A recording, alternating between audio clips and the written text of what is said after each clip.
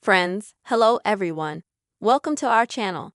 And in this video, I'm going to show you how you can very easily connect your camera access to Instagram app on your iPhone.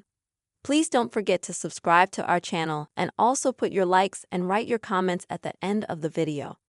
So, let us get started with you. First of all, open your phone settings on your iPhone. Next, you will need to find Instagram. To do this, you can swipe to the very bottom and find the Instagram app.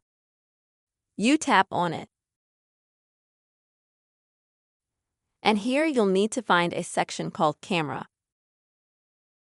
And you'll need to make sure that you don't have it active, like right now.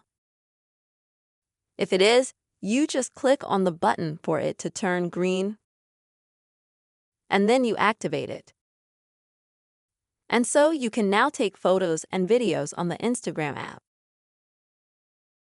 Literally, with one simple action like this, you'll be able to give access to your camera to Instagram app on your iPhone. Dear friends, I really hope this video was helpful for you. Please don't forget to subscribe to our channel, put your likes, write your comments, and see you soon.